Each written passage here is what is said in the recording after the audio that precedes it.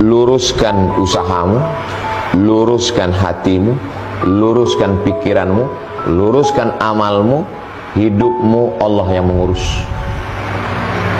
Bisa untuk update status yang janji Allah Subhanahu wa taala, wallahu yatawallas shalihin. Orang yang soleh itu Allah yang mengurus. Allah mengurus hidup kita. Masalah hidup kita Allah yang mengurus. Sekarang banyak orang sibuk mengurus hidupnya, tapi tak diurusnya hati dan pikirannya. Akhirnya kacau balau. Berniat baik, berpikir baik, berkata baik, berbuat baik. Datang baik, alhamdulillah. Datang yang tak baik, berarti Allah sedang menguji. Kalau dikasihnya nikmat, syukur. Dikasihnya ujian, sabar. Hidup ini cuma dua, antara syukur dan sabar. Tidak mungkin Allah menguji seorang hamba kecuali dia sanggup untuk mengatasinya. Jikalau Anda tidak sanggup, mustahil ujian ini titipan pada Anda. Jikalau Anda sekarang misal sedang punya ujian seberat apapun, itu tandanya cuman Anda yang sanggup, yang lain tidak sanggup. Ketika Anda mengatakan, ya Allah, kenapa mesti saya yang diuji? Kenapa mesti saya mengalami? Why me? Kata Allah, why not? Kenapa tidak?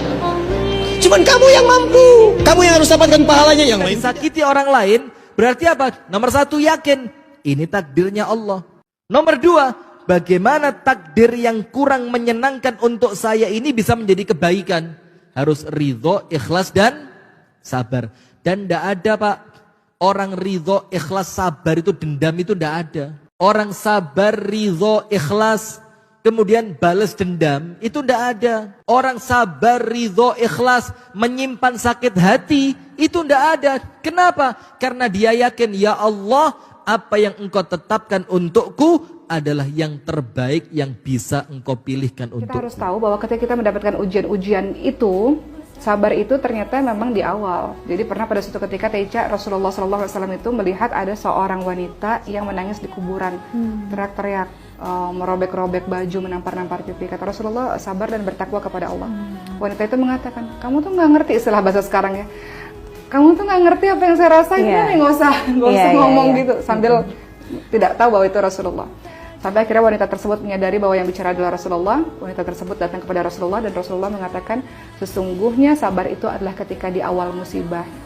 Artinya ketika terjadi apa-apa dalam kehidupan kita, menahannya itu harusnya sejak awal. Itu yang dinamakan dengan sabar.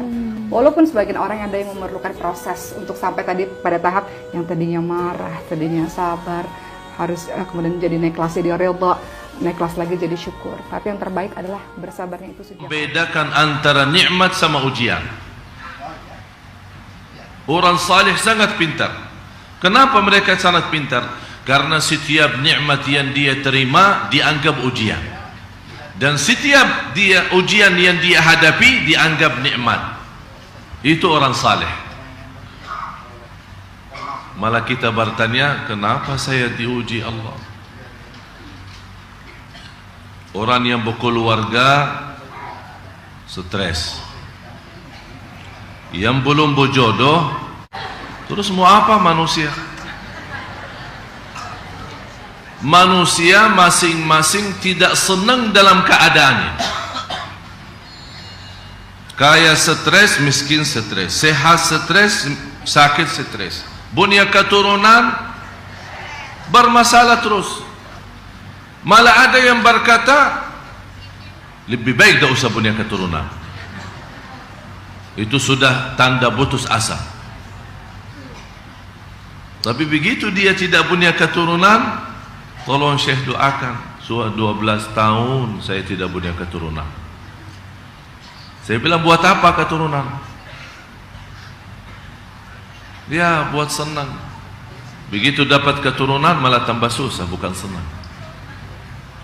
Karena kita tidak bersedia dari awal. Ini masalah kalbu sebenarnya jamaah sekalian. Semua gerakan kita itu tergantung kalbu kita. Amalan manusia dua, amalan kalbu, amalan gerakan atau amalan apa namanya perbuatan. Amalan tangan, amalan kaki, mata, telinga, gerakan, salat, haji, jihad dan yang lain-lain. Tapi ini semua dasar amalan itu tergantung kalbu kita. Bagaimana posisi kalbu kita sama Allah Subhanahu wa taala.